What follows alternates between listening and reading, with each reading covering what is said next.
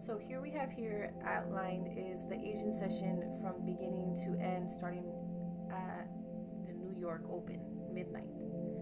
And here I have outlined the high and the low, and so I make sure to identify with that area of time throughout the beginning of my morning analysis for the AM New York session, pre 8 a.m. open. So basically I wanted to see, well, how did the price behave prior to the liquidity entering the market, based off the time of the day. And as we can see here, that high and the low that was created in Asian session have been already taken out, once here and up here. So I can remove that from my area of how I want to identify the daily range, if it's a bullish or a bearish day. If for whatever reason price refuses to come and take either the high or the low, if it refuses to come to take the low, you can expect price to come and target that during the PM shift of the New York session, and the same for the high. So I like to pay attention to that. If it refuses to come for the high, I like to pay attention that maybe it wants to target that at the end of PM session.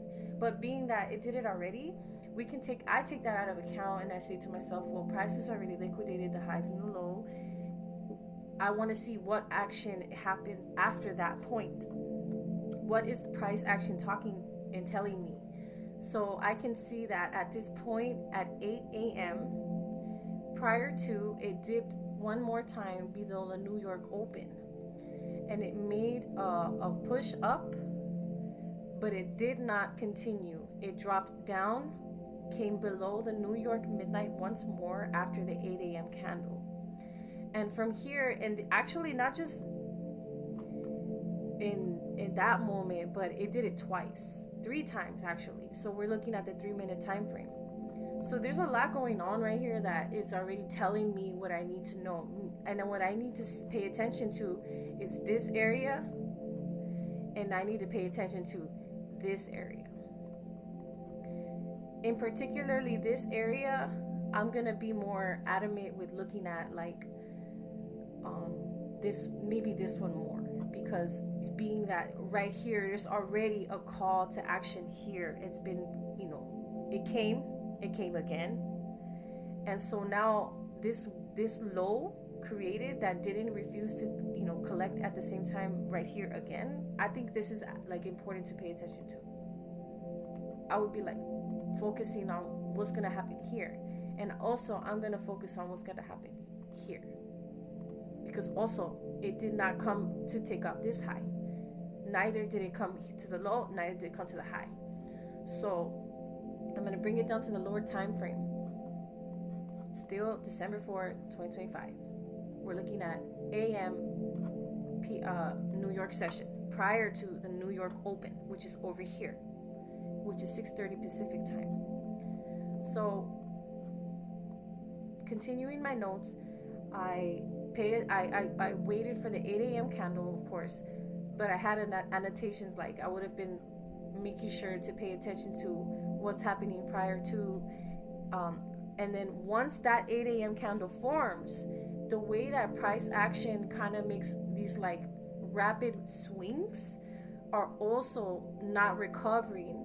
So they're kind of preparing to take off, but not necessarily giving any real direction which side it prefers. Until then, I'm gonna watch it. Will it come to take this first, or will it come to take this first? So as we can see here, when the 8 a.m. candle happened, it created a push up at this zone. It pushed up. Now this little area here is the new area of liquidity that I'm going to be paying attention to. This one and this one, because those are two new pushes. Those are two new areas of okay, well, we rejected to continue anyway, so now what? Which one will it prefer? Well, as we can see here, it pushed up again, it took out the low, came to the New York midnight. Did it want to further continue? As we can see, it didn't. It pushed up again, came to gather the liquidity left over here from that 8 a.m. open. That also coincides with this area of rejection here, meaning if there was areas of rejection, an order block is in there. We can see the imbalances here. We can see that if there's an imbalance, it's an order block. So when it came and picked up the liquidity left over from the 8 a.m. open swing, it obviously gave up strong candles volume, but it did not take this low, did it? No, it wasn't ready. So as we can see here, it came up above the New York midnight price, and it just kind of whiplashed back and forth from 832 to 850. And if we know what we know about ICT, the last 10 minutes of the hour, there's an algorithm that sets open to reprogram price. Pay attention to new hourly candles. So obviously it's right before the 9 a.m. There's going to be this whiplash of inconsistency that you're like, what's going on? But what does it still remain to show? It wants to take out price now here, because it did not favor the high, it favored the lows. Obviously here it's showing us it comes to take out a high to push lower. And once it came back down to this area here at the area of 8:53 a.m.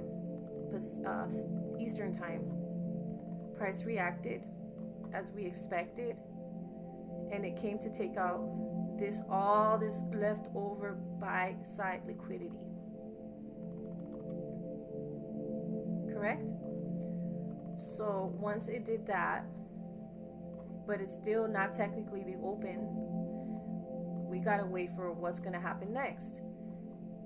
There was many times that you could have taken profit and ended for the day. But if you continued and you wanted to see the game or the play out, however the markets played out, we watched what happened at the 9:30 candle open. And what happened at the 9:30 open? Price pushed up into this area of imbalance, an order block left over, and tanked. It came back down so quick to leftover liquidity from earlier that we were paying attention to already, but we were just watching to see how price is going to define how the swings are going to define the overall direction. And I helped myself by identifying the swings in this area here for these zones prior. So when it came down at the 9:30 open, it came back over to take over all the leftover sell side liquidity. And you could have been done, honestly, because look at this. Yeah, there's moves here. Yeah, we could have dropped the fib. But there would have been a lot of liquidation before you actually made it to here. And if so, you could have even put an alert, thrown an alert. But there's a lot of opportunity to come back in, yeah. But if you really wanted the narrative of how and why, well, I guess I just gave it to you.